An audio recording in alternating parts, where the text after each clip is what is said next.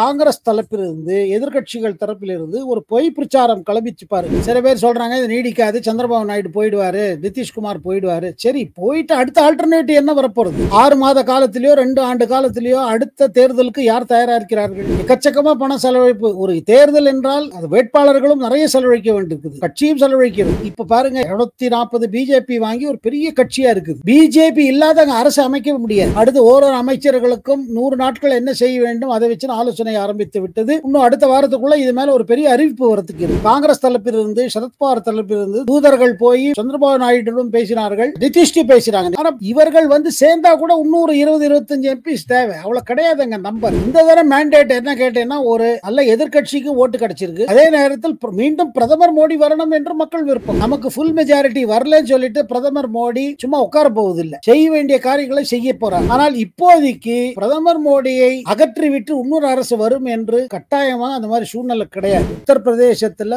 பாரதிய ஜனதா கட்சிக்கு ஏன் சீட்ஸ் எல்லாம் குறைந்து விட்டதுன்னு ஒரு பெரிய கேள்விதான். யோகி ஆதித்யநாத் அவர் என்ன விரும்பினார்னா, பல சிட்டிங் எம்பிஸ் எல்லாம் ரிப்பீட் பண்ண வேண்டாம், அவங்களுக்கு எதிர்த்து ஒரு நெகட்டிவா இருக்குது, இதை நம்ம வேற இது போடணும், இதை மாத்தணும்னு அவர் சொன்னார். பொய் பிரச்சாரத்தினால்தான் என்டிஏக்கு இந்த மாதிரி பின்னடைவு. நாரதர் மீடியா உணர்வாளர்களுக்கு வணக்கங்கள். நான் உங்கள் விஜய் சின்னசாமி. இன்று நம்முடன் இணைந்திருக்கிறார் மூத்த பத்திரிகையாளர் திரு சேகர் ஐயர் அவர்கள். வணக்கம் ஜி. வணக்கம்.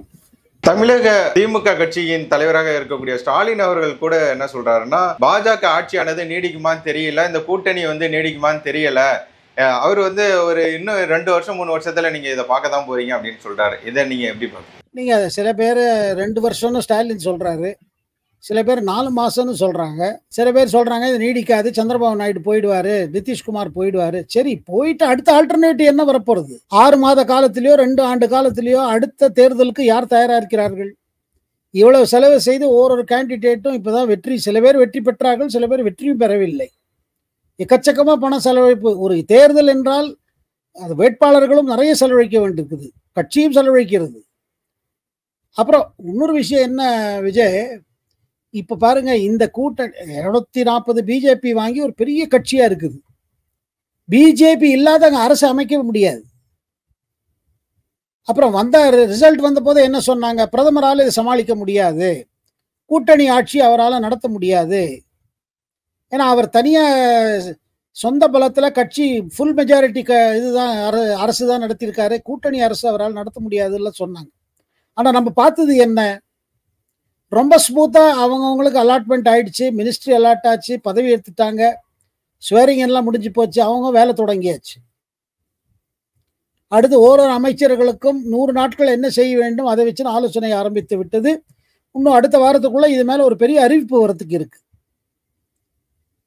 ஸோ அவங்க தயார் பண்ணிட்டு இருக்கும் பொழுது இவங்க என்ன சொல்றாங்க? இல்ல நீடிக்காது நீடிக்காது நீடிக்காது இவங்க சொல்றாங்க.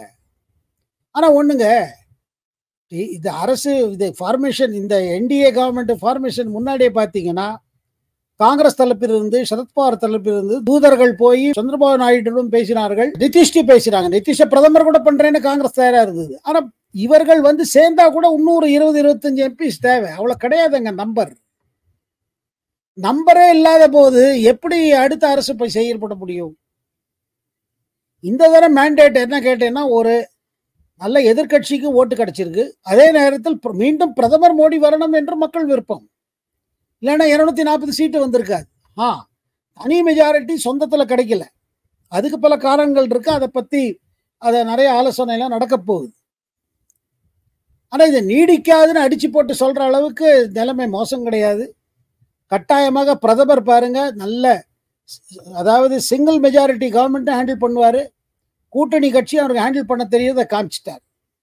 அவரே என்ன சொல்லிட்டாரு என்டிஏ மீட்டிங்ல கூட, மக்கள் மேண்டேட் கூட்டணி கட்சி, கூட்டணி கட்சிக்கு மேண்டேட் கொடுத்த பொழுது அதை நாம செயல்படுத்த வேண்டும், அதை தான் செயல்படுத்த வேண்டும். மக்கள் நம்மளை திருப்பி எலெக்ஷனுக்கு போக சொல்ல, மக்கள் சொல்றாங்க என்ன இருக்குதோ அந்த நிலைமையை வச்சு நீங்க ஆட்சி பண்ணுங்க, மக்கள் நலனுக்காக என்ன தீர்மானம் எடுக்கணுமோ தீர்மானங்கள் எடுங்க, அதை நிறைவேறுங்க.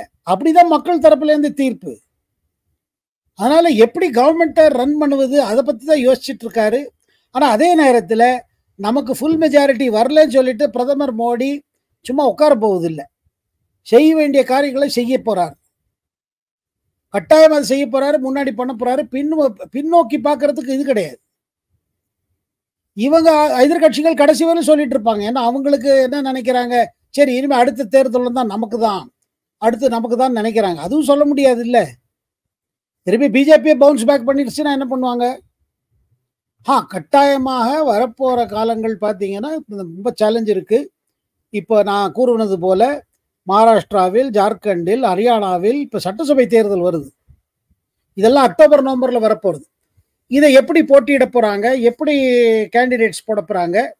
இதுல முழுமையா வெற்றி பெறுவதற்கான வாய்ப்பு எப்படி இருக்கிறது? இதெல்லாம் தான் இப்ப அடுத்து இம்பார்ட்டன்ட் மேட்டர். இதுல ஏதாவது இப்ப பிஜேபி பின்னவிடைந்ததுன்னா கட்டாயம் அது இன்னும் கொஞ்சம் பிரச்சனை வரும். ஆனால் இப்போதைக்கு பிரதமர் மோடியை அகற்றிவிட்டு இன்னொரு அரசு வரும் என்று கட்டாயமா அந்த மாதிரி சூழ்நிலை கிடையாது. ஏன்னா நம்பர் அந்த மாதிரி கிடையாது. அந்த பிரதமர் கிடைத்த மைண்டேட்டை வைத்துக்கொண்டு செயல்பட வேண்டும் என்று முடிவெடுத்து செயல்பட்டு கொண்டு இருக்கிறார். அதுல எந்த விதமான மாற்றமும் கிடையாது. அது மாதிரி பாத்தீங்கன்னா ஊபியில கூட நடந்த நாடாளுமன்ற தேர்தலில் வந்து அதிகப்படியான பாஜகவிற்கு வெற்றி கிடைக்கல, இழப்புகள் அதிகமா இருந்தது. அதனால அந்த முதல்வராக இருக்கக்கூடிய பாஜக மூத்த தலைவராக இருக்கக்கூடிய யோகி ஆதித்யநாத் அவர்களே வந்து மாற்றப்பட போகிறார் அப்படின்லாம் இங்க செய்திகள் வருகிறது. அவரை மாற்றுவதற்கான வாய்ப்புகள் இருக்கிறதா? எனக்கு உடனடியே அந்த மாதிரி எந்த அவசர முடிவும் இருக்காதுங்க. காரணம் இடம் உத்தரப்பிரதேசத்துல பாரதிய ஜனதா கட்சிக்கு ஏன் சீட்ஸ் எல்லாம் குறைந்து விட்டதுன்னு ஒரு பெரிய கேள்விதான். ஆனா அதை வச்சுட்டு இப்ப ஆல்ரெடி யோகி ஒரு ரிவ்யூ ஆரம்பிச்சிட்டாரு. பாருங்க 2022 தேர்தலில் அமோக வெற்றி பெற்று வந்தாரு. மீண்டும் 2வது முறை இப்ப முதல்வர் ஆனாரு. அதுல சில விஷயங்கள் நம்ம என்ன கேள்விப்படுறோம்னா, இவர் நம்ம யோகி ஆதித்யநாத் அவர் என்ன விரும்பினார்னா, பல சிட்டிங் எம்பிஸ்லாம் ரிப்பீட் பண்ண வேண்டாம், அவங்களுக்கு எதிர்த்து ஒரு நெகட்டிவா இருக்குது, இதை நம்ம வேற இது போடணும், இதை மாற்றணும்னு அவர் சொன்னார். அது கட்சி மேலிடத்துல இது கருத்து வேற மாதிரி இருந்தது. அதனால பல இடங்களில் தோல்வி சந்தித்திருக்கார்கள் பிஜேபி கேண்டிடேட்ஸ். இதை மாற்றி இருந்தா சரியா இருந்திருக்குமான்னு ஒரு கேள்வி வருது. அந்த மாதிரி பல காரணங்கள் இருக்குதுங்க. அதை தவிர்த்து ஒரு பெரிய காரணம் என்னன்னா, காங்கிரஸ் தரப்பிலிருந்து எதிர்கட்சிகள் தரப்பிலிருந்து ஒரு பொய் பிரச்சாரம் கிளம்பிச்சு பாருங்க.